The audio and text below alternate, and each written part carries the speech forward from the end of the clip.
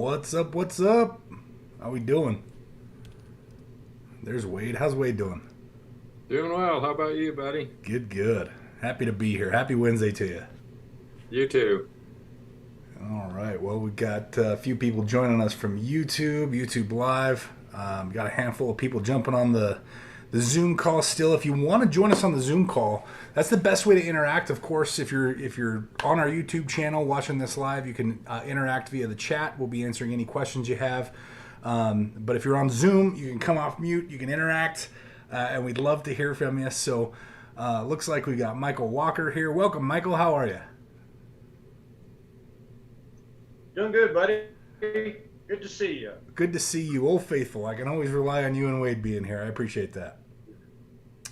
Denise is here. Welcome, Denise. How are you? Good. How are you?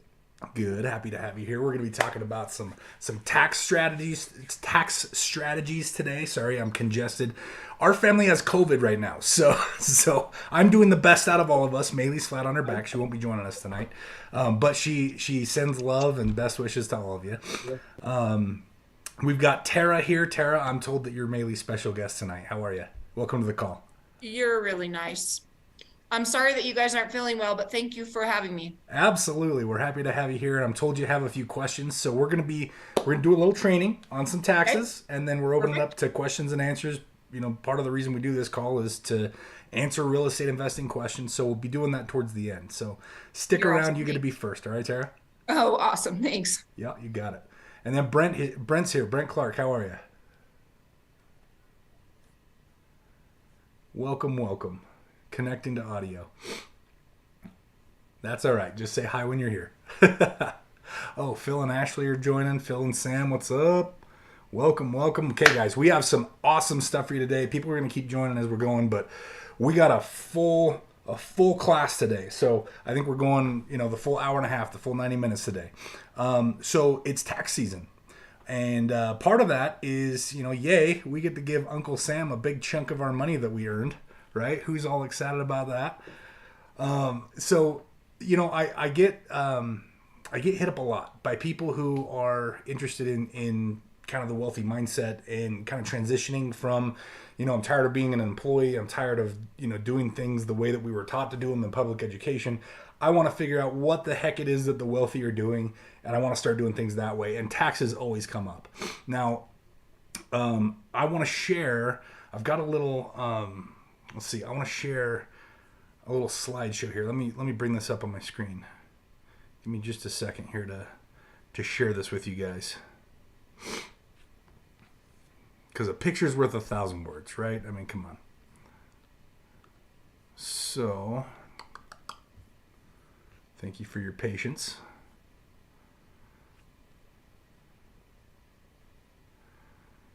Oh, this is slowing my computer right down. Apologize if it's glitchy on your guys' end.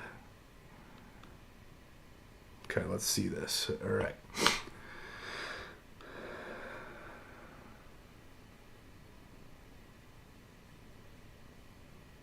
Share screen. All right, here we go.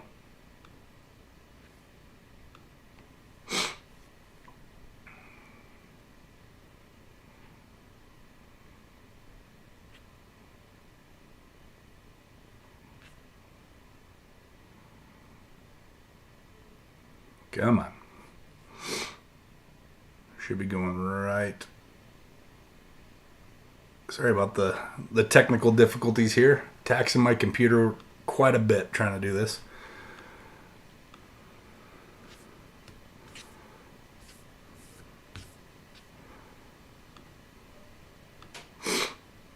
We might just be having a conversation about it if I can't get this to work. It might help if you turn your camera off. Ooh, let's try that. Let's see.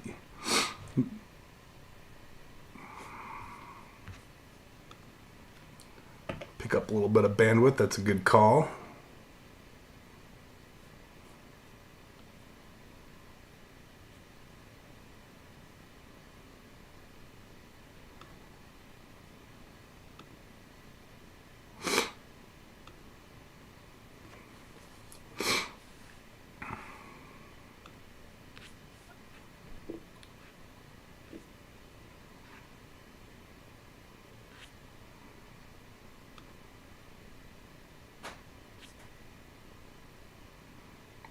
It's not wanting to do it. Okay, well, and now I can't figure out how to get out of it, so my computer will pick back up here. But let me try stopping the screen share here, and we'll just have a conversation about it. So, basically, let me get back to here.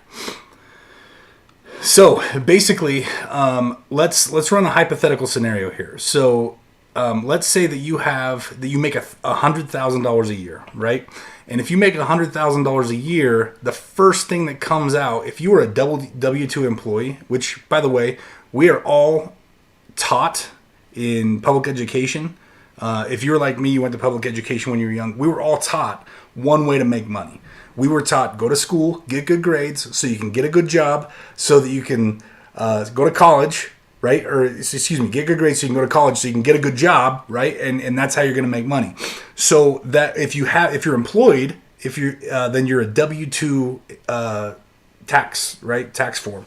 That's how you file your taxes. Now, W-2 is the most expensive way to file your taxes. And people who are only trained in this way of making money can't understand why it is that the wealthy pay so much less as a percentage in taxes than they do. But it's the way that the tax law is written. Now, public education is funded by the government. The government is funded by taxes. Of course, they're going to teach us the way to pay them where they make the most money, right? And so W-2 has maximum of 15 deduction categories, and most W-2 employees that I've talked to cannot name all of them. They rattle off a couple. While I can write off my mortgage insurance, and I can, on my W-4 I can take deductions for how many kids I have, and it usually stops about there. Now, the wealthy have this different approach to it. The wealthy, first off, they have the attitude of, if I'm going to pay for it, I'm going to understand it. Right? And so they dive in and they understand the tax law. They're educated around it. And my education around this started for me about 10 years ago. Totally changed everything that I did. I realized quickly that the wealthy are business owners and real estate investors. And from a tax perspective, this is because there are no greater amount of deduction categories offered than to business owners and real estate investors. And if you're doing both, there is no other income generating activity that you can do combined that offer you as many tax deductions as being a business owner and a real estate investor. And we're going to talk about some of those tonight. And I'm actually going to share a little bit from the education that I learned. We said that the wealthy, they seek out education and knowledge. I sought out education and knowledge around this, and I took some very specific classes on it. I'm going to share a few chapters from those classes today that are going to help kind of illustrate that point. Now, if we go back to our example, so if you're a W-2 employee and you're making $100,000 a year, the first thing that comes out is taxes.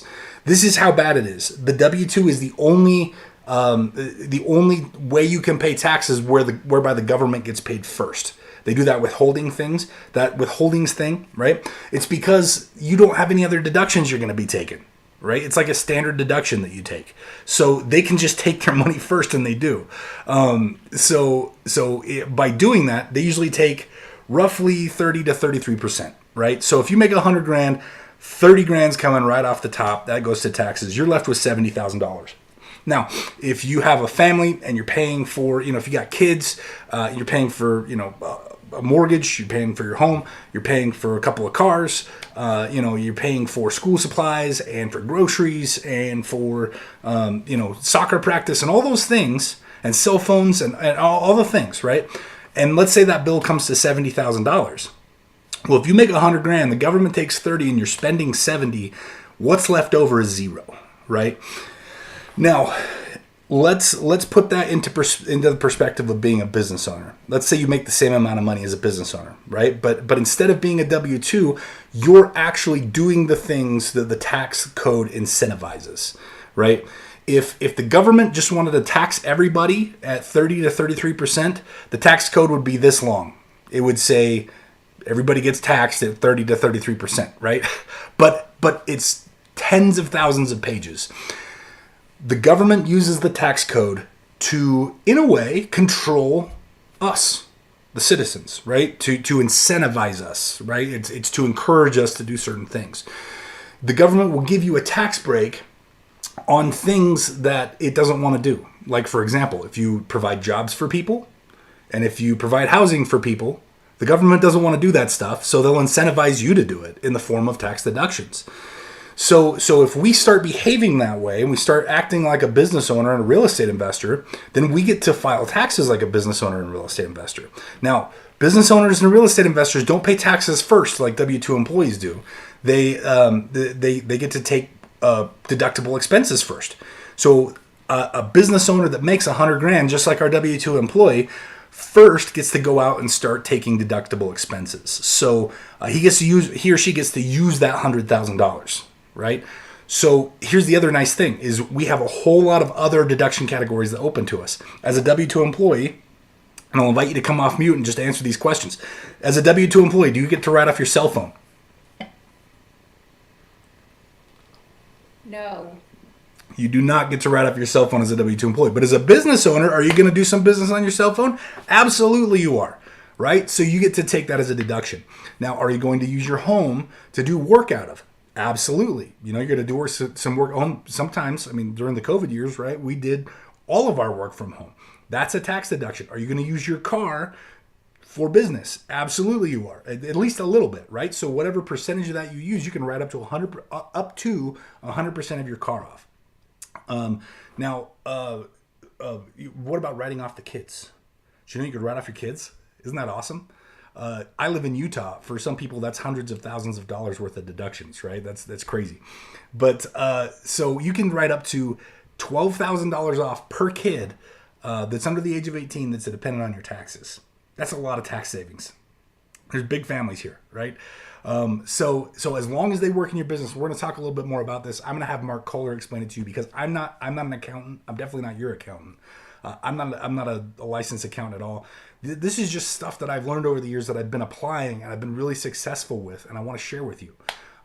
So look, we start taking those deductions, right? We start paying the kids. The 14-year-old becomes the vice president of shredding paper, and the 11-year-old becomes the director of taking out the garbage, right? We pay them for things that need to happen around our home office.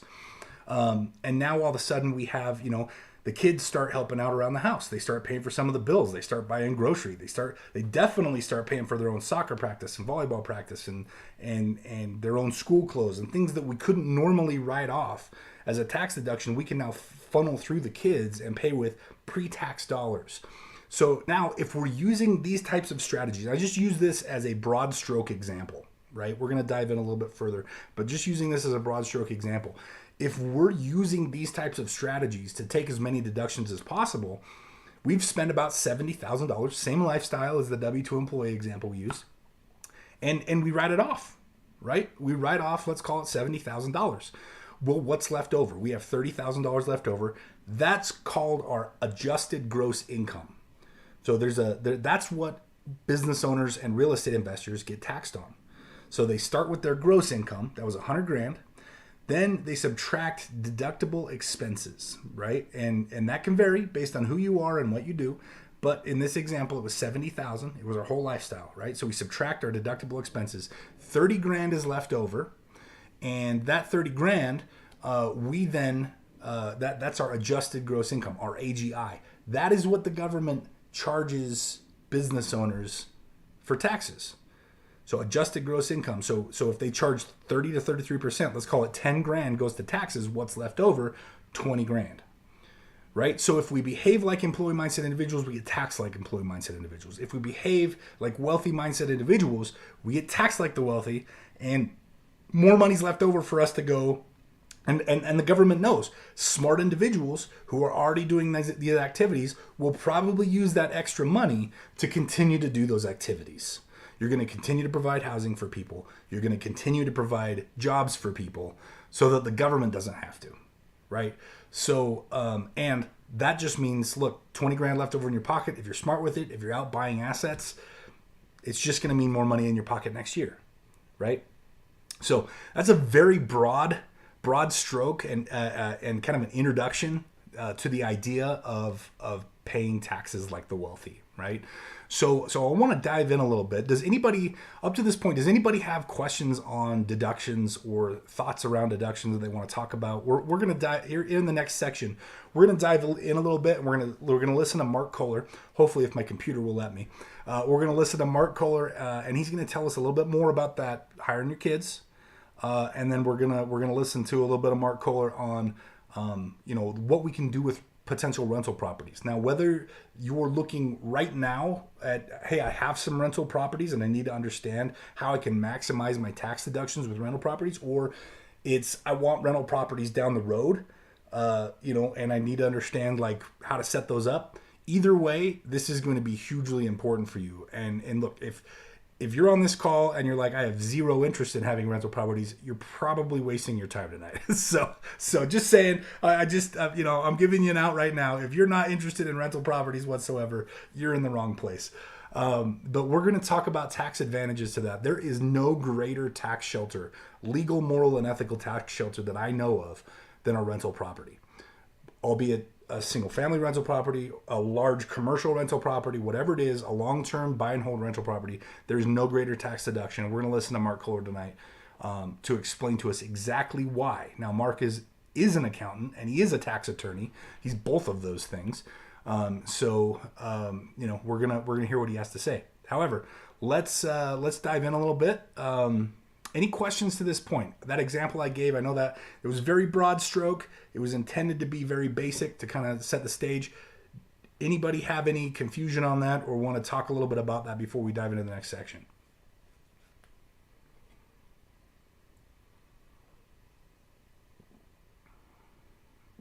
John from YouTube says, thank you so much for sharing this information. You got it, John. Absolutely. I love sharing this information. Look, I wouldn't be where I am today if someone didn't share with me. So this is me paying it forward. This is something that Maeli and I love to do. We're passionate about bringing other folks along with us on this journey. So we're happy to be here. Okay. All right, let's dive in. I'm going to try, be patient with me here. My computer's really slowing down. That just tells me it's time to use part of my tax deduction money to go buy a new computer. So we gotta speed this thing up a little bit. Although Apple did come out with that brand new M1 or M2 Mac Mini. I think that's the direction I'm gonna go. That thing's lightning fast. So let's bring up Mark here. Okay. So bear with me. Sorry about this.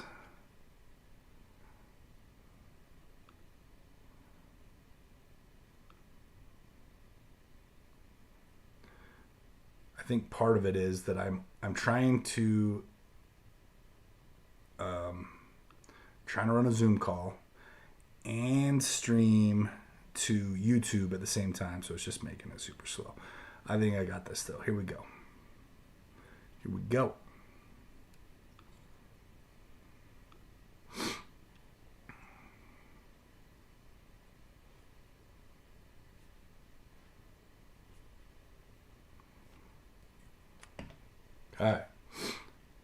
All right, Wade, can you see my screen? Give me a thumbs up if yes. Okay, awesome. Now this was the disclaimer from that little broad stroke example that I gave. Probably a good idea. I'm sure my attorneys will appreciate it if I read that since we're streaming live. I am not a licensed attorney, accountant, financial advisor, broker, or any other licensed individual. Even if I have a license, I'm not acting in that capacity. Therefore, I will not discuss or provide specific counsel, advice, or instruction that would apply to any specific individual, including you. This presentation is intended to be general information, and I recommend that you engage the services of professionals in making decisions that have a legal impact, especially financial decisions. Okay, so with that said, I want to jump over here. So Maeli and I actually, this is our second marriage for both of us, and we met about 7 years ago. Because of this incredible community of real estate investors that we both became a part of. And, when I started out, when I decided that I wanted to go into real estate investing, I knew nothing about it. I was working at the Apple store. I was slinging iPhones for a living. I was scraping by making $40,000 a year, living in a 2-bedroom apartment. But the one thing I knew is that I didn't want to do that for the rest of my life. And so I reached out. I started looking for a path to what the wealthy were doing, started studying the wealthy and realized they're business owners and real estate investors. And so I knew that I knew nothing about that, and I needed to seek out training on how to become a business owner and a real estate investor, right? So I found this amazing program, this amazing community of real estate investors that had just an incredible vault of trainings that I could tap into and start learning. And that's what we're going to dig out of a little bit today. So I want to share with you a little bit out of Tax and Legal Day 1 and a little bit out of Tax and Legal Day 2. This gentleman is Mark Kohler. Now, Mark is a CPA and he's a tax attorney. So he did both of those things, which to me is just absolutely crazy. I went to like a week of Salt Lake Community College and then dropped out. So he went the other direction. He became both of the things. And just absolutely knows his stuff. And I'll tell you what, for such a boring topic like tax and legal, Mark knows how to make it entertaining.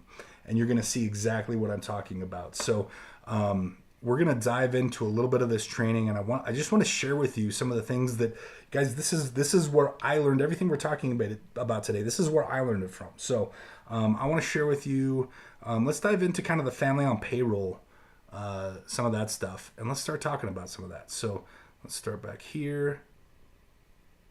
Okay, let's make sure that we're going to be able to, everybody can hear. So that little speech was to open the door to putting your family on payroll.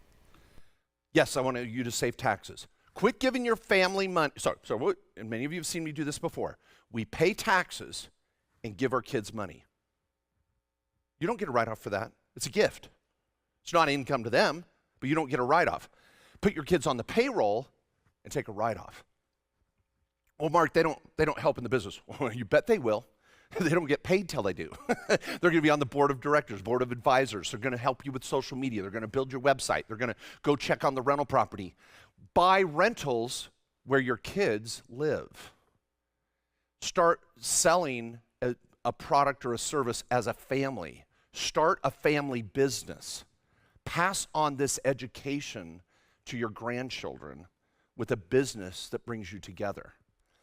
On a personal note, I haven't talked about this at all. I've got a sister-in-law who went through divorce, and she's got 4 kids and two sons, 2 daughters. And these 2 boys are a teenager and 14, 12 years old. And they don't have a lot to do.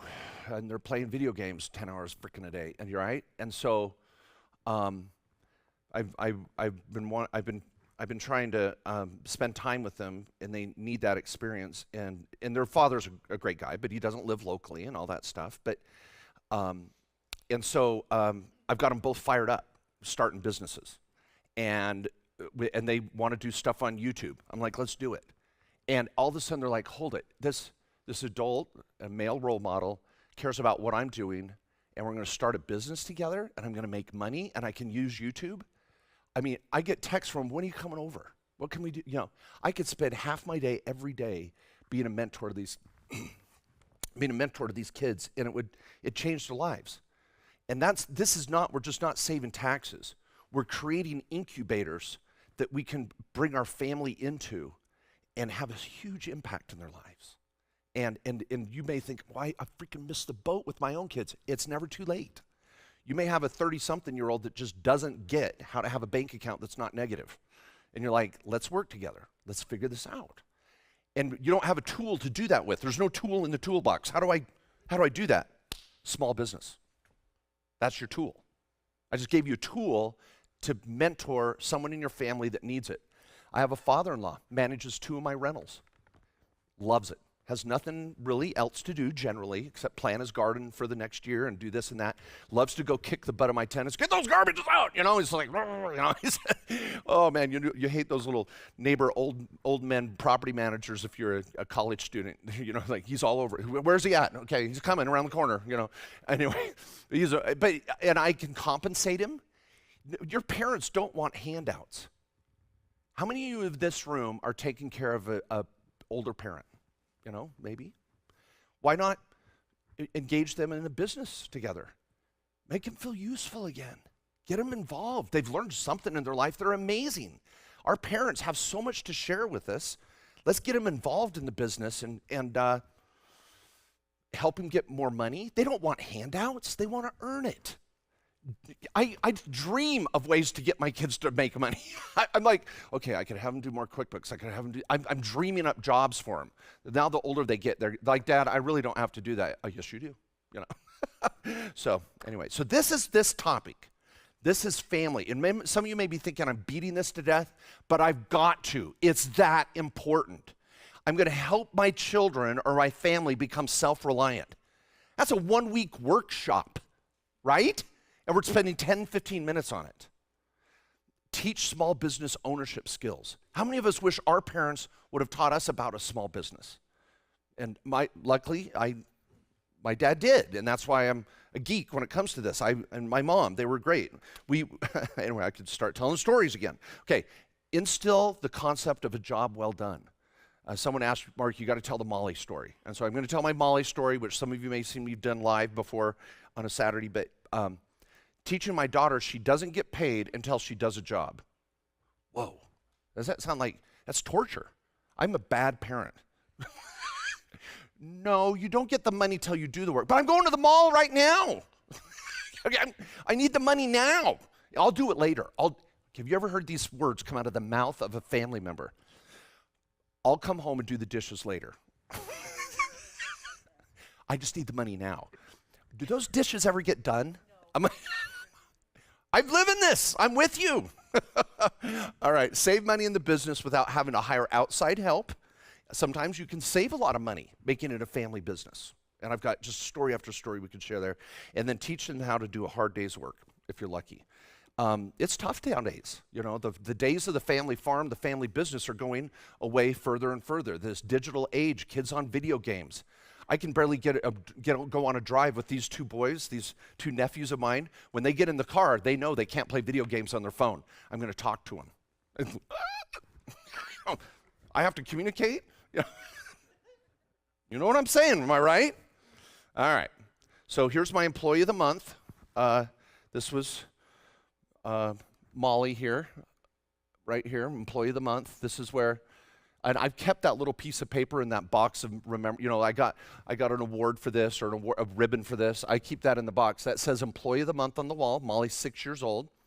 So one of the common questions I know many of you are going to ask already, I put kids on payroll when they're about 6 years old. At that point, they can polish shell casings with their fingers and shred paper. They get their fingers stuck in the shredder, but it's good for them and teaches, you know, teaches responsibility. I think it's really good. Don't do that. Okay, now, anyway, but no, I think you can get your kids on payroll around 6 years old, cleaning the office, shredding paper, emptying the garbage. It's a legitimate cost that you're going to pay for anyway, and I can fight it all day long with the IRS.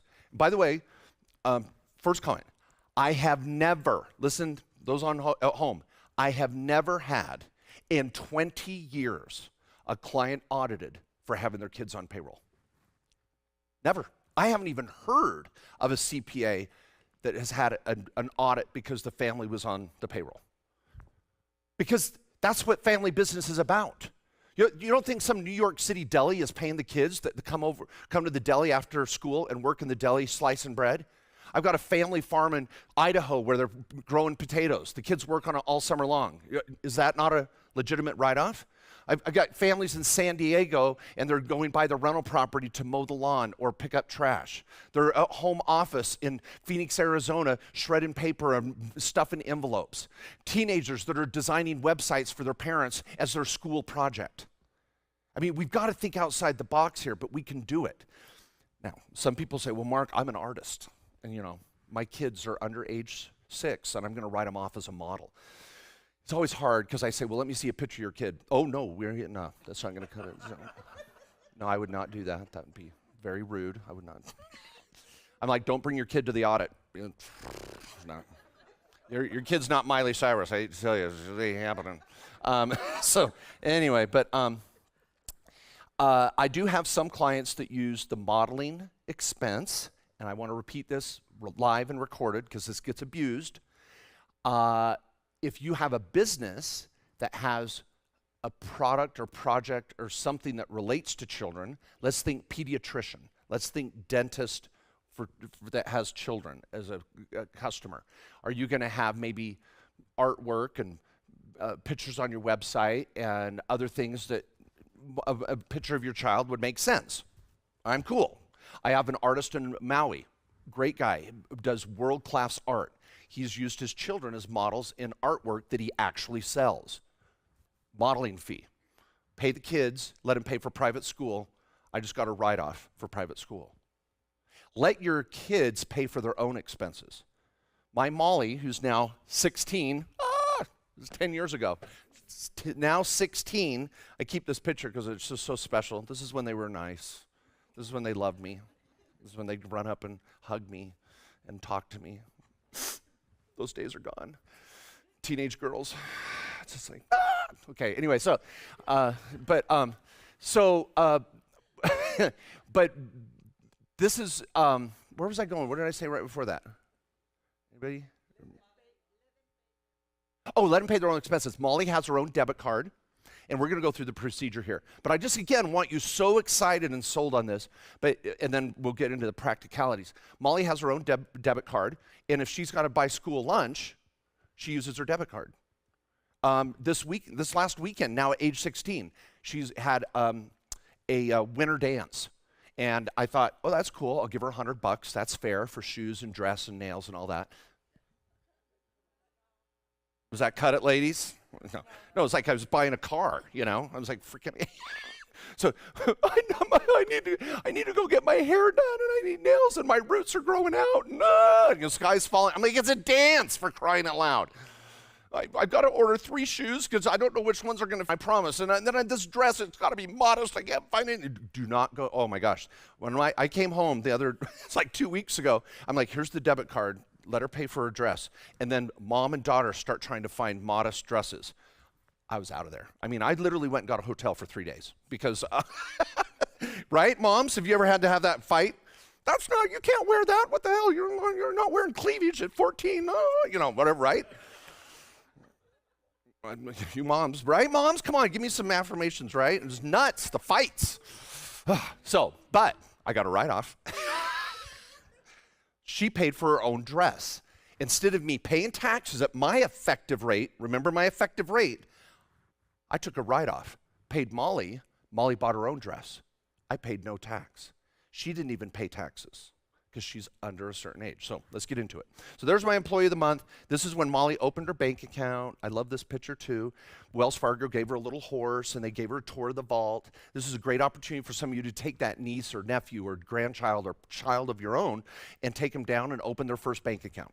And it's just really fun. Banks love this. Oh my gosh. They're like the McDonald's approach to brainwashing your kids. McDonald's want to get kids addicted to food, so they always go to McDonald's. These banks want kids to think, Molly knows now, I bank at Wells Fargo. There's another bank out there in the world? No, it's just Wells Fargo. So they're going to give your kids the royal treatment. Here she fell asleep on the job. She almost got fired for this. Was not happy. Not good. Yeah, so she's asleep there. This is a teenager getting paid. They're not as thrilled. That's Allison when she was 16. But look what she's doing on the screen. If you could see it, she's doing QuickBooks. Teach your kids bookkeeping. I just want to, I'm going to get into the procedure. Look at this. I've got a really cool diagram. We're going to get into procedure. But one last story. So, did I really say one last story? This is Mark Kohler. One more story before I get into the technical. Allison and all my kids have learned QuickBooks. There's always a little bank account that can use reconciling. Let me assure you, my children are not doing the books at the law firm, okay? So you're okay. They're doing books for maybe a rental property or some little thing. So Allison's doing QuickBooks, and when they were grounded, they had to watch my QuickBooks videos on how to do QuickBooks, and I made them stay home and watch QuickBooks. But they learned QuickBooks. So Allison goes off to college, and she was so happy because I was not around to give her jobs. I'm known in the house for, even if my kids bring friends over, I'll quickly find a job for all of them to do. Hey, do you want to make $20? I need this moved. And they're like, Dad, would you quit hiring my friends? Just, Anyway, so Allison goes off to college. She's a freshman, and she could not wait to get out from under Dad's umbrella. And she's like, I'm going to go get a job. Oh, you're going to go get a real job. That's great. Let's see how that goes. That's good. And I do. I want her to get out and find out what that other world's like, where her dad's not her boss. So she goes to go work at a restaurant. Seems cool. And I'm going to serve tables. I'm like, that's great. That's cool. So she gets to this little cafe, starts serving tables, making, like $8 or $9 an hour, scrapping for tips. And real quick, she realized, oh my gosh, and this is what other people make? And oh, wow, all the reality check of hourly wages and having to clean up and deal with pissy customers, right? So I was just sitting back going, oh my gosh, this is awesome. And so she's doing this, and one day the owner was bouncing around and talking to everybody, and he said something about the books and QuickBooks.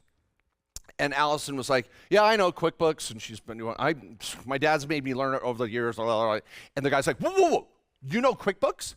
And she's like, yeah, what's the big deal? Doesn't everybody know QuickBooks? Doesn't everybody have a miserable dad like me? And so, and the guy's like, holy, you know QuickBooks? And she's like, yeah, and I'm blah, blah, blah, says a few things. The guy's like, boom, put down what you're doing. Come back with me. They go into the office. And she's like, yeah, I could reconcile that. I used to reconcile a bank account for a rental property and da-da-da-da-da. She's 19 years old and knows QuickBooks. Guy's like, do you want a raise?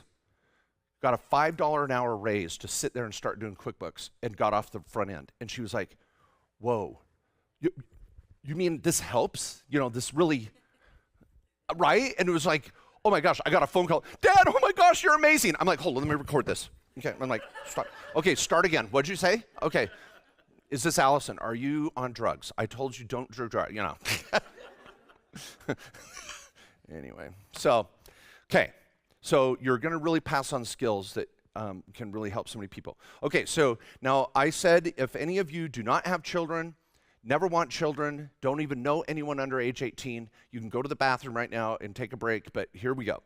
So this is kids under age 18, then we're going to do kids 18 and over, and then we're going to do grandkids, and I want to show you the procedure. Any questions, we'll stop at each slide. Okay, now here's the first rule. Your kids do not pay taxes. None of us pay income taxes on the first $12,400 in 2020. Okay, now look at this. This is the new standard deduction. Again, for those of you that hate Donald Trump, don't, what do you look a gift horse in the face? Whatever, I don't know how they say it. But this is huge. They doubled it. Your kids can make $12,400 and don't pay taxes at all. They don't even need to file a tax return. What?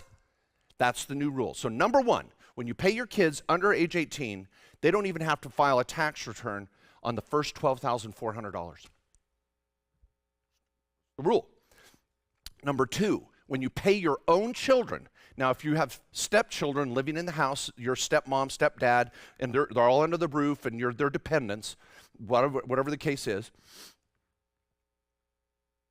you don't have to withhold SUTA, FUTA, FICA, or workers' comp on your own kids. You can slave labor your own kids, no problem. So there's no withholdings. You don't even have to issue a W-2. Now, I know there's CPAs in the room or somewhere at home that just said, this Kohler, you just lost my respect. Everybody that gets paid has to have a W-2. No, they don't. Because let me walk you through this. If I hire someone else's kid, I got to carry workers' comp. I got to give them a W-2. If they're under age 18, I can only work them so many hours a month.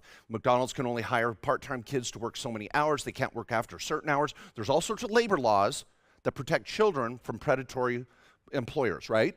And then they got to withhold taxes and all that. On my own kids, I guess those rules still apply, but who are they going to complain to? But anyway, but when it comes to the withholdings, you don't have to withhold unemployment, SUTA, FUTA, FICA, or workers' comp on your own kids. And so if I don't give them a W-2 for their wages, what's the penalty? Go to Circular, go check it out, guys, gals. What's the penalty if I don't give someone a W-2? It's a percentage of the withholdings. There is no withholdings. There is no penalty. This is why in 20 years, whenever I work with an IRS agent and try to solve this problem and talk to IRS agent, I got a former IRS agent as a partner, they're like, there's no harm, no foul. There's no penalty. Why do they need a W-2? They're under 12.4 anyway. Now, if you want to issue a W-2, do it. Just make sure you don't do any withholding. And we're definitely not going to give them a 1099. We'll come to that in a second. Because now, I'll say now, if I give my kids a 1099, what did I just give them? Short-term, long-term, what did I give them? What kind of income's that called? Ordinary. What tax applies? FICA, self-employment tax. So if a kid, then this is true, and I have clients that live in LA and their kids are doing auditions every day. And when Miley Cyrus, to bring her name up again, went and did an audition at Disney, and if she got a 1099 for doing a commercial, does she pay self-employment tax? Yes, even though she's under age 18. But if they were to pay her parents and her parents pay her, there's no withholding. Is that interesting? So when your kids work for someone else, they're going to get withholdings. But when you pay them, you don't have to. So 1099s are dangerous. And I have CPAs that are like, well, I'm at least going to 1099 the kids. Oh, no, that creates the audit. Because now I got a 1099 on that kid's social and no return. Oh, my gosh. And if I file a return, I got to withhold FICA. Well, I've got to better give them a W-2. No, what's the penalty if you don't? 0. I've been down this path, people. Okay, so standard deduction, no withholdings. That's rule number 1. Now, here's where it gets cool. If you're going to pay your kids, okay, so we're talking practicalities now. Before you even start paying them, they have to have their own bank account. Okay, now that can be a hurdle, because when you go down to Wells Fargo and open a bank account for a grandkid or a child that's under 12, the bank kind of freaks out because they're like, we have teen checking accounts that are free because they want to get the kids involved with the family in the bank. So you can go in with a teenager and go, I need a teen checking account. Even Wells Fargo has a little pamphlet for that. But if they're under age 12 and I go and try to open a bank account, a lot of times they're not going to do it. And let me finish this train of thought, then I'm coming to you. Can you get her a mic? So what I do is if your bank is being a pain in the butt, you just open a joint account with them. So then they can have a debit card, because I want the kids to have a debit card. And you don't have to get cash reserve credit, the little Visa symbol on it. Just make it a straight up debit card. And your co-signers. And then their name can be on the checkbook or on the debit card.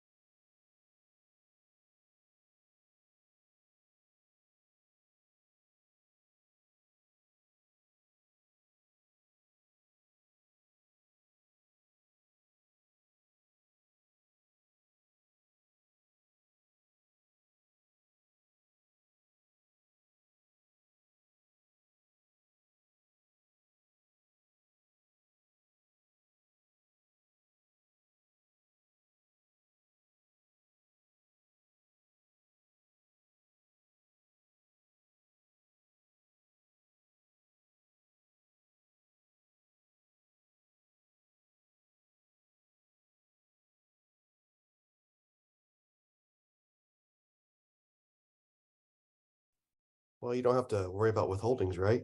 Of up to a certain amount, correct?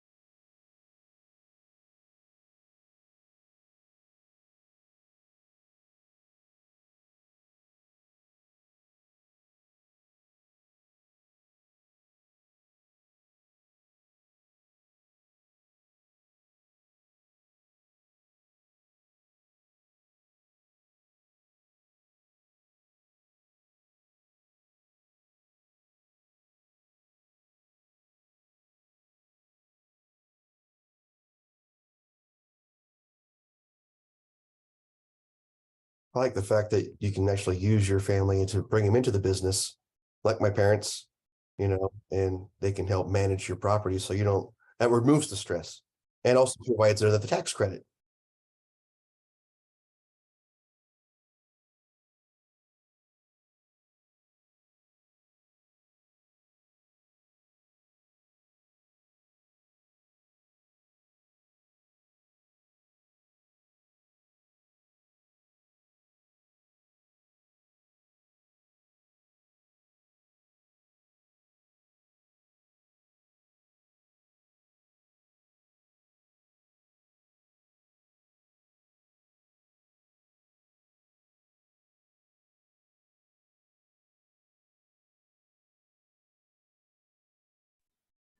Okay, sorry, just wanted to make sure.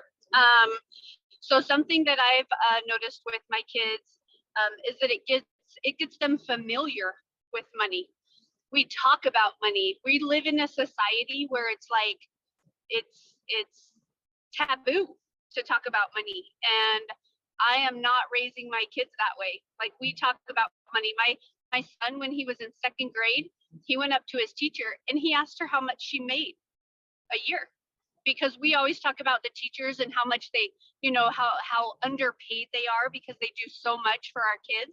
And he straight up asked her how much she made, and she like scoffed at him and said that was an inappropriate question. And I'm just like, this second grader, and so it just gets the money conversation going. And who else is going to do it? They're not going to do it at school. So we, as the parents, we have to do it.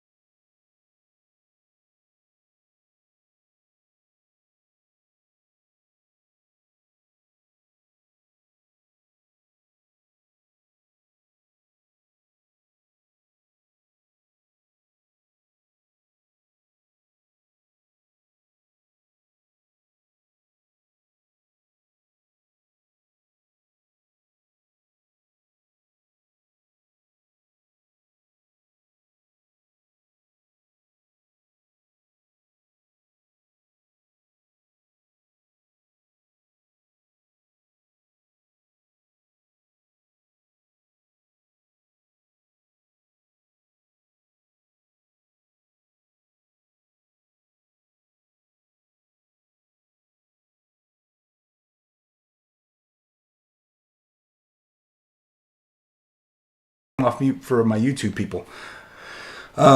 So, a real estate investor that I studied, he said, you could strip me of everything I own. You could strip me of all of my assets, all of my real estate. You could strip me of all of my money, all my bank accounts, all my relationships. You could, strip me naked and drop me in any city in the United States, and I could become a millionaire overnight. Because knowledge is something you can't take away, right? And so teaching our kids these principles, and then having them, understand that it's important to teach their kids these principles is so incredibly, it's so incredibly huge, right? And that is what generational wealth is. It is about the rental portfolio that we'll leave our kids. It is about the wealth, the financial wealth that we will leave our kids. But even more than that, it's about the wealth of knowledge. Right, it's about what we know and the protection that provides that we're going to be leaving our kids as well. And I think even more importantly than the money, right? So, I love it. Thank you for sharing, Coco. Anyone else want to share before we dive into some rental strategies? Who has rental properties? Let me know in the chat. Who has rental properties? If you got a rental property, just say me. Yes or no. Let's do that. Yes or no. Do you have a rental property? What is your YouTube channel? That's a good question. It's called Flippin' with Mitch and Maeli. Flippin', Flippin, with Mitch and Maeli. I will type it in the chat. Please go subscribe. That helps us a ton. And what helps us even more than a subscribe is a share. If you could share that on your social media, it would be much appreciated. Okay. All right. Tara has some rental properties. All right. Is Tara the only one on here that I know more of you? I know Wade has some rental properties. I know Charlotte has some rental properties. Coco has some rental properties. I love it. Okay, we just don't like engaging here. I think that's the problem, right? But thank you for those who did. Okay, so we're gonna talk about rental properties. So here's the thing: all of us, even in our employee mindset, when we were going through elementary school, middle school, high school, and we were learning to go to school and get good grades so we can get a job. And that would be what we would do for the rest of our life until we retire more broke than we've ever been, right? Christine is asking, what is the subscription? Oh, it doesn't cost anything. Just click the button, and then it will send you notifications when we drop a video. In our employee mindset, like even then, we knew that rental properties were like the goal, right? Like one day I will own rental properties, and once, as those of us who have ventured down this road have started to discover, like there are huge benefits to rental properties. Now there's risk. Right? Rental properties can be something that can be a pain in the butt if you don't know what you're doing. And I think all of us have had that one or two deals at some point in our career that's like, why am I doing this? Right? But I think for the most part, as long as you know what you're doing, as long as you're applying the principles that will keep you safe, rental properties are amazing ways to create passive income. Now, there are ways that you can do it that will create like a 3% annual ROI. There are ways that you can do it that will create like a 100,000% ROI, and everywhere in between, even an infinite ROI, right? And everywhere in between, it all depends on the level of knowledge you have, and the level of knowledge that you have will inversely mitigate risk. The more knowledge you have, the less risky a deal is, right? And that's just how it works. So with that said, with rental properties being an amazing way to generate income, we could get all down into the ideal acronym where, we're making the income, the cash flow, deductions, equity, appreciation, and leverageability. We're making money in every area. However, today we're gonna talk about deductions, because not only are they fantastic ways to make money in all those areas, they are probably the best tax shelter personally that I know of. And so I want to share a little bit more of Mark. So we're going to dive back into that because this stuff is just freaking incredible. So let me pull that back up.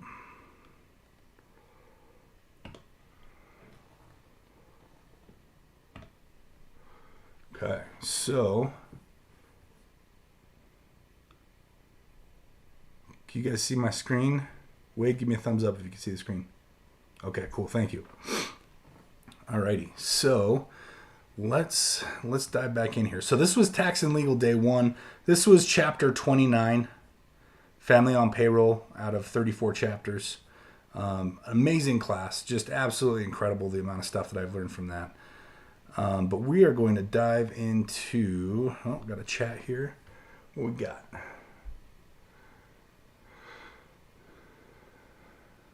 So Christine says, we've been looking at purchasing rental properties. We've got a friend that we've been teaching these things to, and he's finally getting out of it's covered by the conformity of the mindset. Yeah. I mean, people, it's amazing how deep we can go with this stuff, right? So I want to jump into day 2 here of Tax and Legal, some of the more advanced stuff, and we're going to jump down to Chapter 10, 4 benefits of a rental property. We're going to watch these 2 chapters here. So let's jump back in with Mark. And I want to show you guys what he calls his cash flow quadrant, his rental property cash flow quadrant. I know that sounds like Robert Kiyosaki. This is Mark Kohler's version, but it's how you get to take a cash flowing property that actually puts money into your pocket every single month and show it as a loss on your taxes. How do we do that? Mark's going to show us. Let's dive in. Now, I'm going to do a little 4 benefits of rental real estate diagram. If any of you have seen me on a Saturday presentation for Renatus, I do this in my sleep. I've made my kids learn how to do this. I want all of you to be able to do this. The reason why is I want you to teach your board of advisors. I want you to teach your significant other. I want you to teach your kids, your grandkids. And if you're looking for money and partners in real estate, you need to be able to throw this out on the hood of your car. So in about 5 minutes, I'm going to go through this, and I want you to memorize it. Take lots of notes and be really good at this. Because when someone says, why are you buying rental property? You'll say, let me show you. And you can do a 4-quadrant analysis in about 10 minutes. And people will go, wow, okay, I get it. Now, is there risk in real estate? Absolutely. There's risk in everything. But knowledge can limit risk dramatically, right? The more you can learn about how to buy the proper real estate, what type of real estate, where you buy it, how to manage a property manager, how to manage it yourself, the more you learn, the better you can get at it. So I don't want you to be afraid of it. So now, before I do my 4-quadrant analysis, a couple of little points. And again, some of you have heard me say this over and over again, but it just resonates so strongly with me. I said earlier, yesterday, I think, that if I do 3 or 4 consults a day, I'm going to meet with 1,000 clients a year. I see patterns of success and failure. And I said yesterday that my successful clients buy real estate. Now, when I say real estate, don't think single-family home, plunge a toilet. No. It could be storage units, mobile homes, commercial buildings, 1-story, 2-story, 5-story. It could be multi-units, apartment buildings, raw land. Usually it's going to be income producing, so raw land has a different strategy to it, which is fine. It could be Airbnbs, VRBOs, duplexes, college housing, low-income housing, mother-in-law apartments, multiple rooms in a home, converting my own home to a rental. To me, all of that is real estate. Now, here's my admonition. Try to buy at least 1 rental a year. Now, I said try, and you don't have to buy the entire rental. The 5 of us might get together here, 20, 20, 20, 20, 20. 5 of us throw in some money and some credit. IRA, 401k, cash, good credit, I found the deal. We work together. Now, it's not a security. They are not investors of mine. We're going to talk about the investor word and partner word and lender word here in a minute. And I want to make sure I do not forget that, so I'm going to write it right over here. I don't have a slide for it, but this section requires some extra whiteboard work. Investor, partner, lender. So we're going to hit that. So, please, and we'll come back to that investor word, but we're going to partner up. The 5 of us could partner. Is 20% of 1 rental better than no rental at all? Yeah. Sure. Don't think you have to be Donald Trump and buy a skyscraper your first time out the gate. What drives me crazy sometimes with the Renatus community, no offense to anyone, is they think they have to come to their first session, maybe do a little bit of education, and they want to do a Chip and Joanna fix and flip for 600 grand. And that's their first project. Would you get over it? That is not a good idea. You will screw it up. I have screwed up fix and flips, and I'm on my 4th one of my lifetime, and I'm still tenuous and concerned. Now, the classes are great. The education is amazing, but there's still the school of hard knocks, and you got to get out there and learn how to crawl and walk before you start running a freaking marathon through a $500,000 fix and flip, and then going out and trying to raise money to do this because it sounds really cool. Go just remodel someone's damn kitchen for $5 grand. Figure out how to do that. Now, that's me as a business consultant meeting with 1,000 people a year and seeing people try to bite off more they can chew with their first deal. And then they go, real estate's bad. Renatus bad. No, you tried to freaking, play in the NBA and you just came off last weekend with your buddies down at the YMCA. So it's okay. Renatus is a long-term commitment. It's a process of learning. It's a process of getting better every year as being an entrepreneur. And going out and buying one single-family home rental may not sound really sexy to you, but neither did it sound sexy to my little Oklahoma clients that were a school teacher and contractor. 30 years later, it was a life-altering process that made life sweet and enjoyable and well-balanced. So don't feel like you've got to hit it out of the park on your first time up at bat. Okay, anybody mad with me saying that? I may have just doused someone's hopes and dreams in one fell swoop, but I'm your advisor. And if I get on the phone with you and say, take 2 steps back, get out of credit card debt, and pull your head out of this, that, and another, and let's get doing something careful and slow, it's okay. Renatus is not a get-rich-quick scheme. It's not. It's about turning our trajectory just a tad bit and working hard, and 5, 10 years from now, we're going to be in a whole new place. So be patient.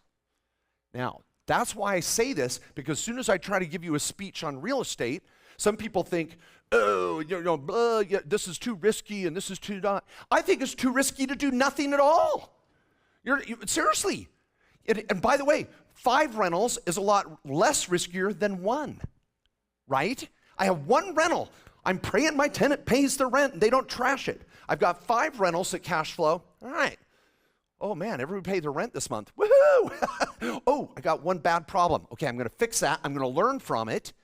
I'm going to get a better tenant next time. I'm going to work with my property manager a little closer. I'm going to need a better lease agreement. I'm going to be careful next time when I check people in and out. I'm going to take more pictures. I'm going to evict them faster. I'm going to find this, find that. It's all a learning curve. I've screwed up some rentals. I've also hit some home runs with some rentals.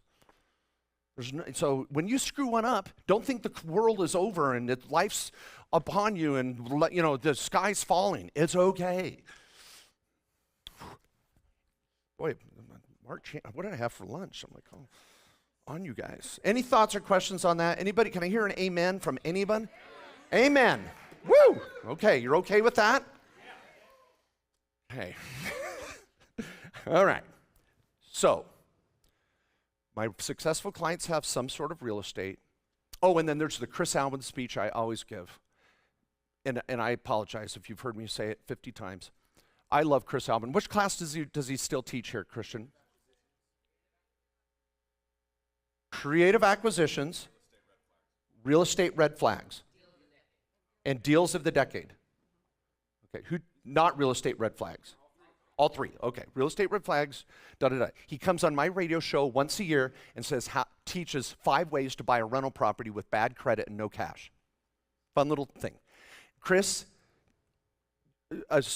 honest as the day is long, down to earth, school teacher in Chicago, teaching middle school his entire career. Bought over 300 rental properties. You think you got it hard? As a school teacher, he was rolling in it, right? Looking tons of bank. No. He was not. But he learned how to buy low-income housing in creative, honest ways. And his classes are amazing. So if you think your life sucks and you got bad credit and no cash and whatever, take Chris's class. And when I'm not kidding you, when you take Matt Sorensen's self-directed IRAs class, my tax class, and combine Chris Alban's acquisition class, oh my gosh, that is the trifecta. If you could take 3 classes, in my opinion, skip Johnny Dessauer's altogether, but if you take those 3 classes, he rips on me in his class, FYI. The power of that is so amazing. So, the 4 quadrants. Here we go. You need to memorize this. There are 4 benefits to rental real estate. First is appreciation. And if you go to Bigger Pockets and some other real estate gurus around the country, they may add another quadrant or 2. I've got a spreadsheet that I analyze rentals with, a basic and advanced, and I'm going to say it right now so that you can grab it. If you want to put email me Mark at markjkohler.com. And in the subject line, put real estate spreadsheet. Now I'm just an accountant. I'm a numbers guy. I have a couple spreadsheets I use to figure out the ROI on a real estate deal. Does it make sense or not? I am not a real estate investment guru like Chris Albin by any means, but this is how I look at it. And if you want to email me, I will email you a couple spreadsheets. Take them, modify them, use them however you want. It's a starting point. But you've got to do some analysis, and when you start talking to your family and friends about real estate, oh, this is so good. So you're going to get on the hood of your car, on the kitchen table, and go, there's 4 benefits. Appreciation, mortgage reduction, and I'll shut up and do some Q&A here too in a minute. Appreciation, mortgage reduction, tax benefits, and cash flow. All right, so we've got a property, and let's say we buy a $100,000 property, purchase price, PP, 100 grand. Now I know some of you are like, oh my gosh, I live in Southern California, you can't even buy a mobile home for that. I get it. And others are buying rental properties for 40 grand. Whatever, I'm just using the math here. You can add more value or numbers to this, just play, you know, this is a conservative, typical single-family home rental in breadbasket Main Street America. I'm going to put down payment, 10 grand, and I'm going to get a mortgage for 90. So I'm into this property, and I'm into it for cash of $10,000. Appreciation. Is that on the cash? Is it on the property? What's appreciation on? I know that may sound like a dumb question, but I want you to think, my property's going to go up in value. I bought it for 100 grand. Is there a chance it could be worth 105 next year? Sure. Now I know real estate's going to go up and down, but over the last 50 years, it has averaged 6.74%. Just the dirt. Just the dirt. Now you're saying, well, Mark, oh my gosh, don't you remember in 2007 it went like this? Sure. This is not a rental you're going to sell next month, next year. I want you to hold these rentals 5 to 7 years or more, and you're going to have it cash flowing whether the market goes up or down. And you're just going to sit on it. Now you may harvest some profits and sell it at some point, but this is not a fix and flip. Now you might rehab it a little, but you're going to keep it as a rental. Maybe it's a Airbnb for a while. Maybe it's just long-term rental. Okay, so you're into this 10 grand. 10 grand down. Now some of you may say, oh my gosh, Fannie Mae and Freddie Mac want 20% down and I can't get that. Chris Albin would say you put down too much. So you could put a 0 down to 30% down, 40% down, everywhere in between. So I'm just going to do an average. You're in 10 grand. Let's say 5% appreciation. I think I could get 5 on average. We're just going to do that. 5% on a $100,000 property. It'll be worth 105 next year. How much did I make? 5,000. Tax free, maybe? Tax deferred? Do I pay tax on that next year? No. I may never pay tax. I could do a 1031 exchange. I could do an installment sale. I could, one of the best tax strategies, I've said it over and over again, is dying. Dying is amazing. Everybody gets a stepped up basis. No one buys into that, but it's pretty good. Okay, 5,000. Now, we need to calculate your ROI, return on investment. Now, there's internal ROI and IRR this and ROI on cash flow and ROI. There's all sorts of analyses. I'm just going to do a general ROI, and then I'll do another one here in a minute. So ROI, return on investment. How much did I invest? 10,000. How much did I make the first year? 5,000. What's my rate of return, ROI, on the first quadrant? 50%. I made 50% on my investment. And sometimes it's going to be better than 5%. Sometimes it'll crash. But we're going to hold on to this over time, and we know we're going to do better than. If I buy a property down the street here, in 10 years, is it going to be worth $50,000 more? I think we can say, yeah, makes sense. Okay. All right, we're gonna watch just a little bit of the next chapter, and then we're gonna wrap up with questions and answers. My mortgage, I got a mortgage here, and what you're going to learn in some of your classes is PITI. When I go analyze rentals, I want to make sure on my spreadsheet, the one I told you I'd send you, the real estate spreadsheet, I'm really trying to analyze PITI and maybe even a little more. property management, reserves for this, reserves for that. I want to be careful. I want to make sure I'm not running too thin. But let's just do PITI. If I can at least cover, what does this stand for? Principal, which is principal of what? On the mortgage payment, I'm paying down the mortgage. I, interest on the mortgage. T, what kind of taxes?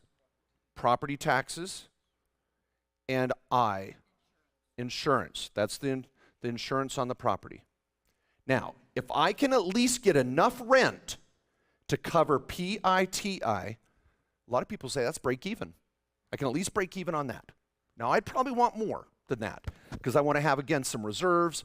I got property management. I got a few things like that. But let's say if I just break even on that, and you might be banking on some other benefits, but I want to at least get the mortgage payment paid. Look what's going on here. If my mortgage is, I'm making a mortgage payment on this $90,000, and every month the mortgage goes down by maybe 150, maybe or so, maybe a couple $100. That's mostly going to be interest at first.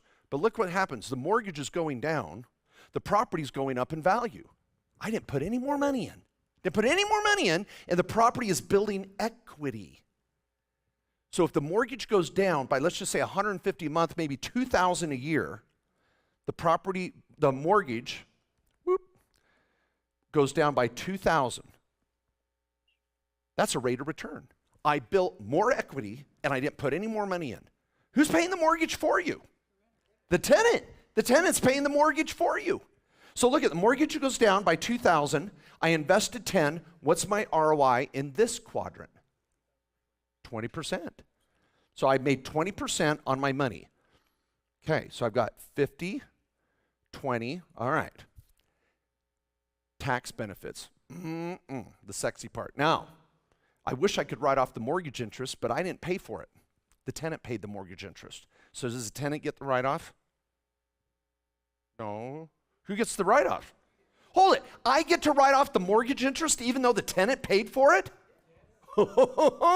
So I'm writing off the mortgage interest, property taxes, insurance, cell phone, home office, travel, repairs, maintenance, everything at Home Depot, my iPhone, my cell phone, the drone. I got to take pictures of the roof.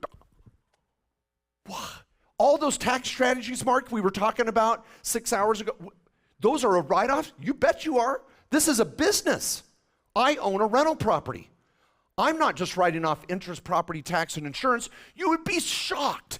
How many clients bring me their tax return? I look at their Schedule E, there's a rental income and 3 expense lines. Depreciation, mortgage interest, property taxes, done.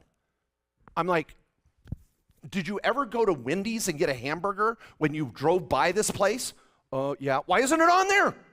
Well, I didn't know I could do that. This is a business, people. And so I want to be writing off everything I can against this. So this year, we're going to do tax returns for about 4,000 clients around the country. 80% of our clients own rentals. 30% of them own more than 3 rentals. I think we're going to do 10,000 rental properties on tax returns this year. The far majority of them lose money. They lose money. I'm actually losing dollars, or I'm losing money on paper. So I've got rent minus all my expenses. I've got a loss. Do you know the average rental property at our firm, what we've seen over the years, loses about $6,000 to $8,000. $6,000 to $8,000 loss. Well, you're like, Mark, why do I want to buy a rental that's losing? We're going to come to cash flow, and I'm building equity. I get mortgage reduction, but on paper, I'm losing money because I'm writing off a big thing in here. What am I writing off over here that I just alluded to a minute ago? Starts with a D. The big D, and I don't mean Dallas. Do you know that country song? I'm going through the big depreciation. Depreciation. Now, some of you are like, Mark, I don't want depreciation. I want appreciation. Well, when you buy a rental, you buy the land around the rental property. Let's say I buy it for $100,000. An accountant has to allocate a certain amount to the land and a certain amount to the building. We can depreciate or write off a piece of this building every year you own it. I can't write it off all at once. Janine asked, can I take $75,000 out of my S-Corp and go buy a rental and wipe out the $75,000? No, I can only write off this in pieces. Over how many years do I get to write this off? 20, 27 and a half years. So I take 80 grand, divide it by 27 and a half, I'd come up with a number. That's my depreciation. That's straight line. There's makers, acres, and about 50 other ways I could do it. But I'm going to look at depreciation straight line here for this example. And I've got my depreciation. Do I get to depreciate the land? No, it just stays on the books. So I'm going to write off my depreciation and cell phone, travel, the kids, blah, blah, blah, blah, blah, blah, blah. I'm going to lose, I'll go 6,000. I'm going to lose 6,000 on paper. Now, if I've got, and I'll bring Lily into the mix. Lily's got, remember she had a W-2 for how much? 25. And how much was her K-1?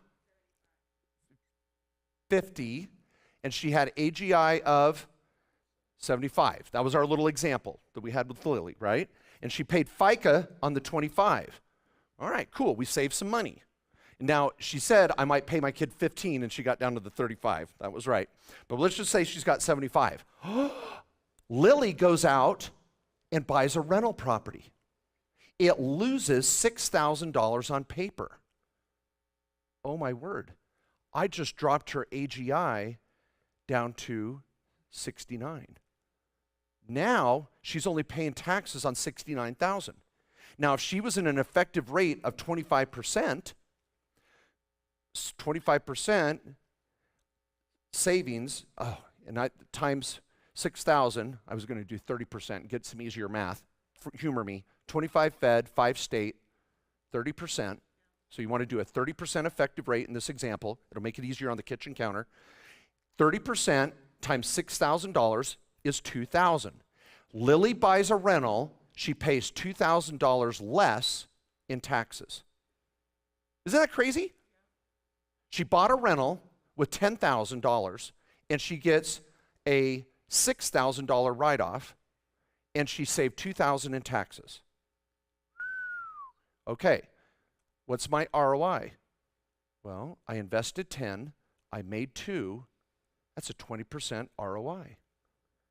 Tax benefits are a return on investment. I buy a rental, I save taxes. I buy a rental, I build equity. Okay, anybody in the room have a cash flow rental? Do they really exist?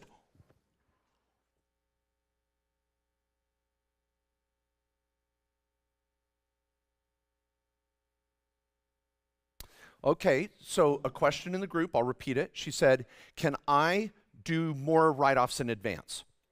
What that is often called is a cost segregation analysis.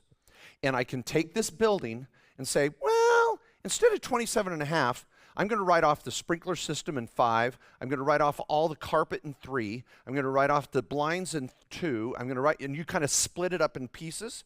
And maybe we create an $18,000 write-off in the first year. Who knows? Yes, you could do that. Sometimes it makes sense for my clients to do a cost seg and accelerate the depreciation. And we have to be careful there. Because if I make too much money, I may not get the write-off. Am I a real estate professional or not? There's lots of issues to consider. I've written articles, I've got YouTube videos on cost seg. I wasn't going to go into it today, but the answer is yes. I would say 2% of my clients do it. And I'm a pretty aggressive guy. So that may give you a hint as to how effective I think it can be. So just FYI. All right, now cash flow. Cash flowing. Janine's already said out loud she's cash flowing $3,000 or $4,000 a month. $4,065 a month. What? Cash flow on a rental.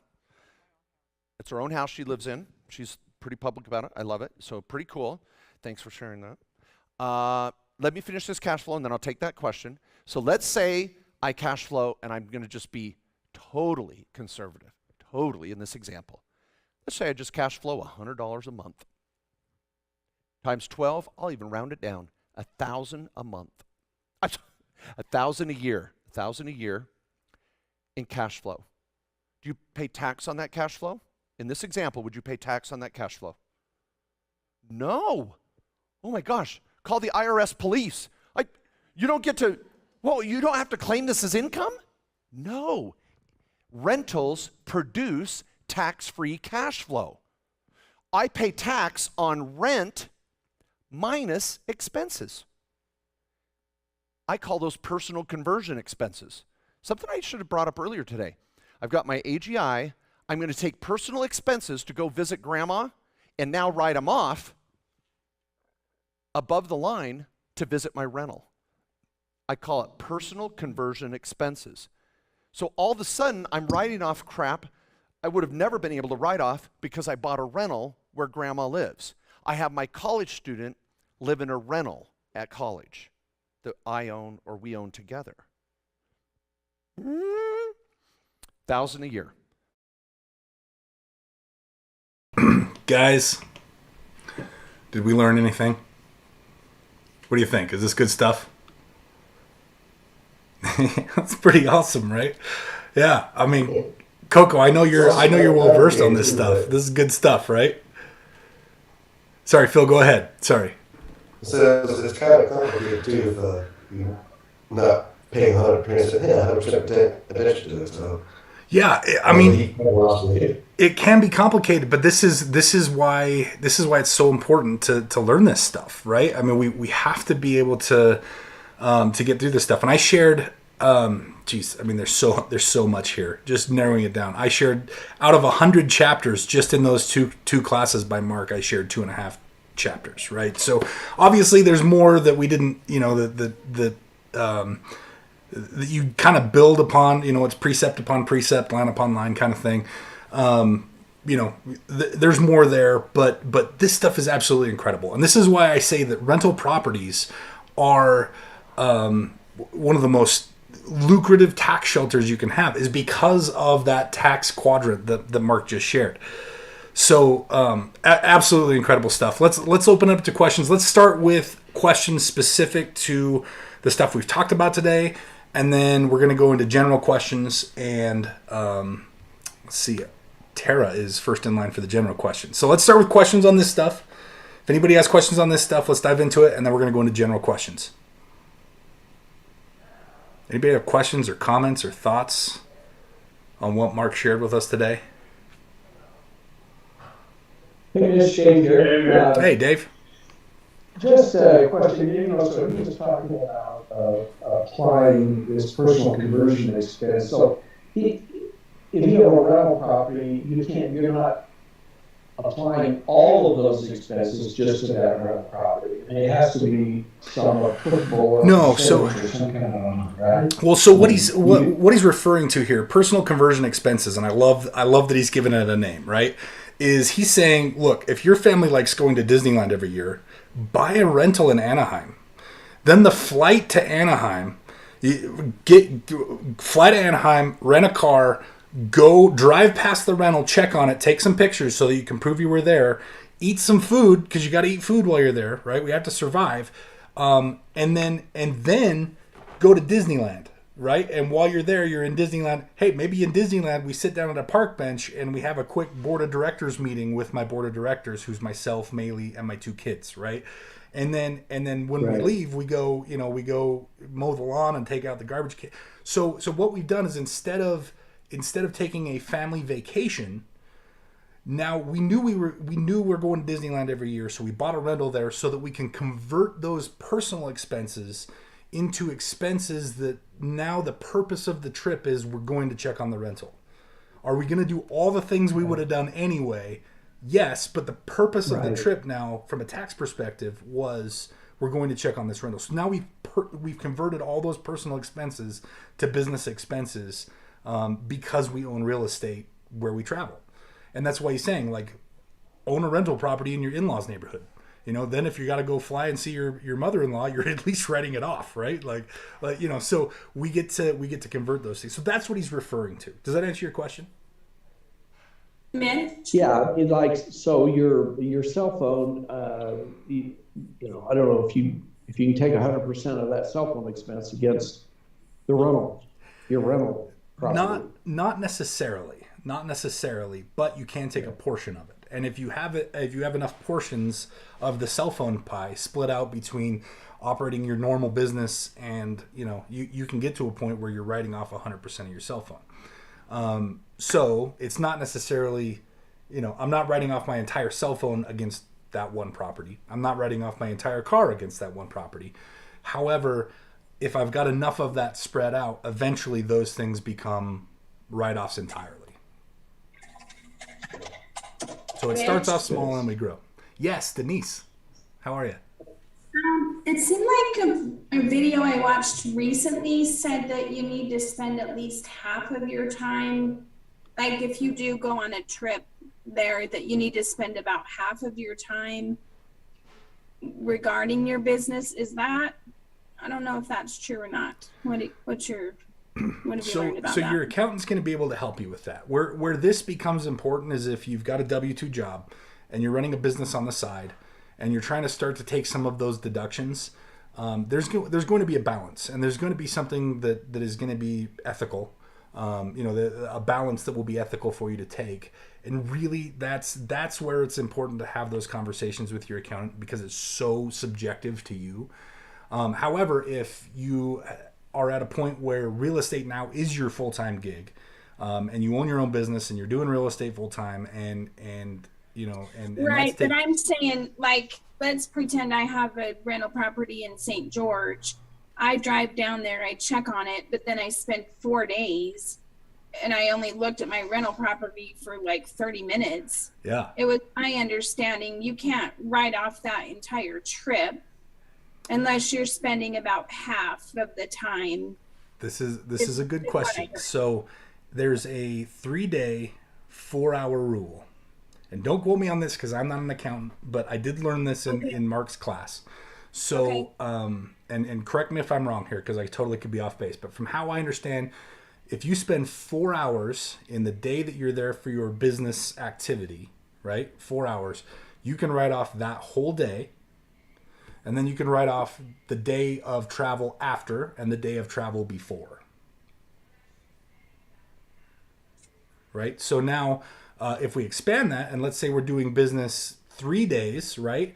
And then you can write off the day of travel and the day and the day after. So that's how I understand it, but I am not. And you're going off of about 4 hours, which I think was in line with what I heard too. You know, if you're thinking of an 8-hour day and you're spending about 4 hours of it, yes, that makes sense. And then you get, as a bonus, you get the day before and the day after for travel. Okay, that seems like in line with what I had heard. Yeah, yep. I think Mark actually teaches that like 2 chapters after the last one we watched. Good questions. Any other questions regarding what we just watched? Hey, Mitch. Michael, how are you?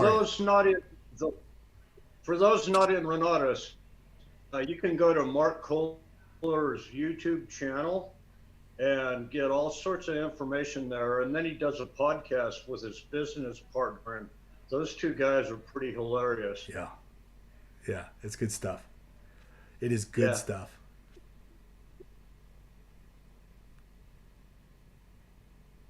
Good comment. Any other comments or questions? Okay, let's open it up for general questions. So now, we had our training. We've got a few minutes here. We got about 8 minutes. Let's dive into just general questions. So these are any questions you want to ask. Hopefully they're related to business ownership or real estate investing, but we can put anything on the table. I know Tara joined us today. She has some questions. Maeli was like, you must answer Tara's questions. So we're going to pick on Tara first. Tara, how are you? Let me get myself unmuted. I apologize for delay there. Not quick on the draw with the mute button. All good. A little bit related to both, like what he just talked about, kind of just going through everything. So was great on the deducting your kids. I've been doing that for a while. He turns 18 in May of this year. And so my hope is I get to write off 5 months of this year, and then we can kind of go from there. But that being said, question, just going back to that, since he'll be 18, can I continue to have him on payroll? I guess I'm answering my own question just in talking through this, but continue to keep him on payroll. But then he's going to be filing a tax return, regardless if it's $12,000 or more. Right. Yeah. And once he's 18, you're going to be able to take the deduction for paying him, but he has to pay taxes on that money. So it's not tax-free money out, and it's not a closed loop anymore, right? So he's now responsible for paying his own taxes. That's no longer tax-free money, and you kind of lose that closed loop at that point. But hopefully you've got other kids that are younger than 18. Nope, I got it right the first time, so I stopped at one. Perfect. One and done. I love it. Get them out of here, right? My next question was back to the deductions on rental properties. I do own a couple of rental properties and want to make sure that I'm getting those set up in proper entities as far as having them in an LLC and that kind of thing. So talk through that, but then also the question is I am also in real estate. So luckily I have that real estate professional status as far as that goes. I'm able to take those deductions, but also thinking through that I don't take as much of a deduction as I probably should because it is my profession and it just feels like, oh, that's my job. And I'm not allocating it specifically to a property like I should. Mm-hmm. So just wanted some pointers on that. Like what does that really look like and what am I missing potentially? Yeah, so I mean the basic broad stroke of the tax structure for entities for rental properties are what you saw in the quadrant. I think that's the most basic explanation of it. Obviously, you can dive in infinitely, right? The two classes that we just watched little tidbits of today, they're 8 hours each. So that just Tax and Legal Day 1, which is like the Tax and Legal 101 course, is 16 hours. And then Mark has a ton of other, higher level, college courses, if you want to call them that, that we could really dive into a ton of stuff. But just so I'm not misunderstanding the question. Are you asking about what entity should you be structuring? Like, are you talking about asset protection? Well, just wanting to make yeah, obviously there's the asset protection piece, but if does that also give you any different tax benefits being in an LLC versus in my own personal name? Yeah. Or is it more so just the legal protection of it? Well, I guess it depends on how you structure that. Now, Mark, I believe, like based on what I've heard Mark say 100 times, and again, I am not an accountant, so please, check with an accountant before you go make any decisions based on this, right? But I'll share what I know. So the way that Mark suggested that I set up my my personal structure, right? He drew a line down the center of the paper and he drew an S corp in the middle.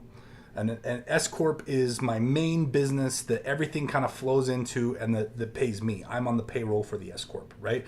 And then off of the S corp, I have a bunch of LLCs. If I've got partnerships, like Wade, for example, who's on the call, he and I do a bunch of partnerships. We do them out of one of the LLCs that's owned by my S corp. And Charlotte and I do a lot of business together. We do business out of one of the LLCs that is owned by my S corp. But then whatever money is made, LLCs are pass-through entities. So they don't have any tax code associated with them. So if you don't have anything between you and your LLC, like an S corp, for example, then that's just going to pass through and hit you as personal income. Which if you don't have any structure there, that's sole proprietorship, you are paying the maximum amount of taxes that you can as a sole proprietorship. Like that's the default law. And because it's the default law, the IRS, is going to take advantage of you for not knowing how to structure, and they're going to charge you the most amount of taxes. So I think having that entity in place, that S corp, where you get to take advantage of some of the tax benefits of an S corp, is great. Now, Mark will tell you not to own rental properties in an S corp, and there's a whole bunch of reasons that I don't remember. All I remember is Mark said, don't own rental properties in an S corp, right? So your rental properties, at least how I structured mine based off of Mark's suggestion, is they're often their own little LLCs, right? Or in my case, they're in I have a holdings company that is a series LLC. Some states provide that, some states don't. Some states allow that, right? Utah is one of the states that has a series LLC that you can file for. Tara, are you in Utah? Yes. Okay, so great. Series LLC, right? And the cool thing about a Series LLC is rather than buying different, setting up different LLCs for every single rental property I have and having different bank accounts and EIN numbers, I have one EIN number, I have one bank account, one set of books I have to manage. But then as an asset protection feature, I can create little baby LLCs, right? They call them a series of. So I got my Man Holdings. My initials are MAN, Mitch A. Nelson. I have Man Holdings, and when I buy a rental property, I call it, Sandy Rental Property, a series of Man Holdings, right? And then Murray Rental Property, a series of Man Holdings. And all of these little baby LLCs create that asset protection, where if someone slips and falls, or the house catches on fire and someone gets injured, or whatever the case might be, we're limiting the liability, hence limited liability company, right? We're limiting the liability to just that property inside of that LLC. As long as I'm doing what I'm supposed to be doing, they can't pierce the corporate veil and now come after my personal residence or my other rental properties or the flips that I have going on or my income from other businesses I have, my coaching business and other things. Maeli's real estate agent income, which is substantial. So that's the importance of an LLC. An LLC is going to protect you against liability. An LLC is not a taxable structure. So that income will pass through to whatever entity owns that LLC. So if that's you, then you're taxed as an individual, and that is individual income, right? You're taxed as the highest that way. If it's owned by an S corp or a trust, then you get other tax advantages. There's a bigger structure, and what I would suggest and what Mark suggests is you should really start kind of fleshing out this structure as you get above kind of that $30,000 to $40,000 a year in income. So as you start making more than $30,000 to $40,000 a year, which I think most people on this call probably are past that point, then we should start looking at let's create LLCs, right? If you have more than $30,000 to $40,000 of equity, Mark would recommend that I create an LLC, a separate LLC for that, right? So all structure that I think needs to be in place to protect yourself, to protect you from those investments, and then LLCs protect you from those investments. Trusts are the things that protect those investments from you. So it becomes this big inflated, thing. Not something you want to set up front, but as your business grows, as your net worth grows, as your income grows, things that you want to add to over time.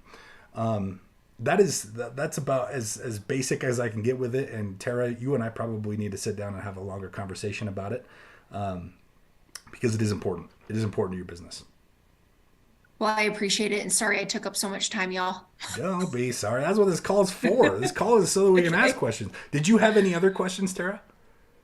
No, I think that I need to get my head wrapped around what we listened to today, and then of course I'll have more questions. But at the moment, I think I got what I need. Okay. Well, I'm gonna have Maeli reach out and set up a lunch for the three of us, and let's keep talking. Okay. That'd be awesome. Thanks again. Okay. All right. Hope you guys feel better. Thank you. I appreciate that. This COVID's kicking my butt. This is the 5th time I've had COVID, and it is like, I mean, how many more times can we get it, right? I even got the vaccine. I still had it 5 times. It's crazy. But luckily, I don't get it as bad as the rest of the family, so that's good. All right. Any other questions? We're general questions. You can ask questions about what we saw today, what we talked about today. You can ask general questions about real estate. The time is yours, my friends. We can do one more question, and then we're going to wrap it up.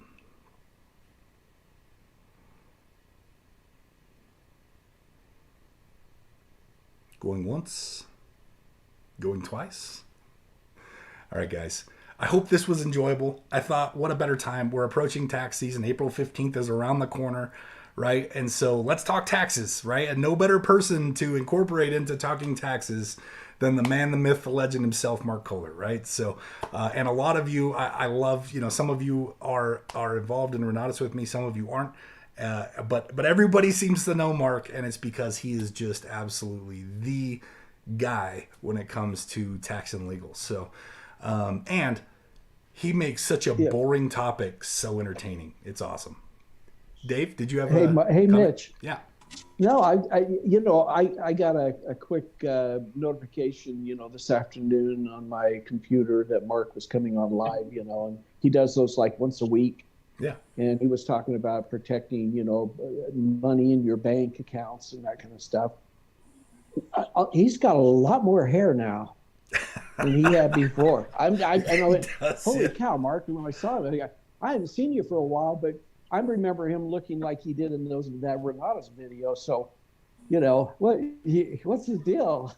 I was hanging out with him in Idaho in February. We were hanging out. We spent 2 days together, and I was teasing him about his hair. He's been growing it out. Yeah, so he's just growing. He's growing out, or had some implants or something, man. I don't know. It looks good. He's looking good. I think just post divorce, just let it grow, man. No more haircut. Oh, really? Yeah. Oh, that's funny. Mitch, will you say his last name again? Mark Kohler, Kohler. I'll put it in the chat here. Kohler. Okay, thanks. Yeah, and you can sign up, and he for those weekly YouTube, live sessions he does. It's free, and they're always good.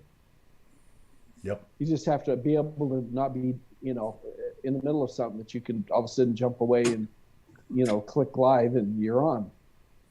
Yep. So, exactly. Yeah, okay, that was great. Thank you. You got it. Thanks for being here, guys. That's all I got for you tonight. We went about 15 minutes over, but all worth it. So thank you so much. We're here every Wednesday night. Even if I have COVID, we're still here, right? There are very few times that I will skip a meeting, and you guys will always get notified by text message if I have to skip a call. Holidays are one of those examples, but we will be here every single week going forward. So 7 p.m. Mountain Time. If you want to join the Zoom call, it's www.mitchandmaelylive.com. If you want to just watch, you can jump on our YouTube channel, Flipping with Mitch and Maeli. We stream it live. And if you want to go back and watch this again, like if you're like, holy smokes, I need to see some of that stuff again, you can go back. The recording on the YouTube channel is available immediately in the live tab. You can rewatch it as many times as you'd like. So, guys, thanks for being here. Go out and do some real estate. Get feeling better. What's that? Yeah, hope you get feeling better. Thank you. I appreciate that. Thank you. Guys, have a fantastic evening. We'll see you next week. Thanks so much. Mitch. Bye. Take care.